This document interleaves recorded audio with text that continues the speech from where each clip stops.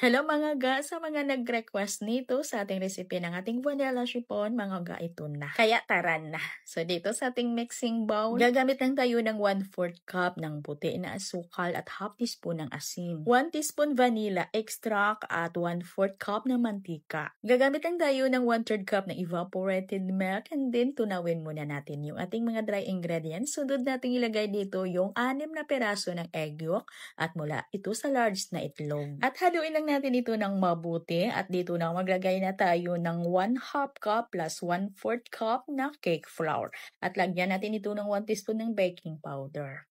Haluin ng mabuti hanggang sa kuminis yung ating cake batter mixture. At ito lang dapat kalapot yung ating mixture. At ito bilang muna natin to, gagawa naman tayo ng ating mirang. So dito meron tayong 6 na piraso ng egg whites at mula din ito sa large na itlog. At wala akong cream of tartar ngayon kaya naglagay ako dito ng half teaspoon ng baking powder. At paunti-unti lang natin ilagay yung half cup na white sugar. Bali, paglagay natin ay hintayin muna natin na medyo natunaw na, saka naman tayo maglagay ulit para maganda yung alsan, hindi mabigatan yung ating egg whites. At batihin lang talaga natin ito hanggang sa makuha natin yung medium stiff peaks ng ating merang. Yung ganito lang yung consistency niya mga palangga.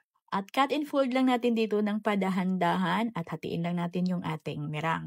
At kailangan sa pag-prepare ng ating mirang mga ga, kailangan yung bowl o yung attachment ng ating hand mixer ay dry po ho yan. At yung egg whites natin ay kailangan walang halo yan kahit kunting egg yolk para maiwasan natin yung pagbagsak ng ating mirang na yung maganda talaga yung volume, yung alsa ng ating mirang. Kaya kailangan talaga natin iwasan na hindi basa yung ating bowl, yung attachment ng ating hand mixer. At yung ating egg whites ay iwasan talaga natin na hindi mahaluan ng kahit maliit lang na egg yolks. At sa paghalo naman natin dito ay cut and fold lang ng padandahan hanggang sa maging well mixed na. At huwag lang talaga natin itong ma-over mixing. At 7x4 yung sizes ng ating holmahan at nilagyan ko lang huya ng parchment paper. Sa bundong ito kailangan ay mainit na yung ating oven na kapag preheat na tayo. Kasi isa lang natin ito agad mga ga. At para maiwasan din natin yung pag-deflate, yung pagbagsak ng ating chiffon ay kailangan huwag lang na muna nating buksan yung ating oven habang hindi pa natatapos yung ating time na naset dito. At kailangan talaga nakabisado or gamay mo na yung oven mo sa pagsasalang dito kasi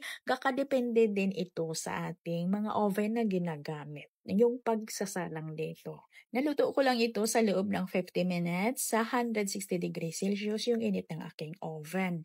At sa next video natin ay ipapakita ko naman or ituturo ko naman sa inyo yung ginawa ko ditong palaman at yung ating frosting.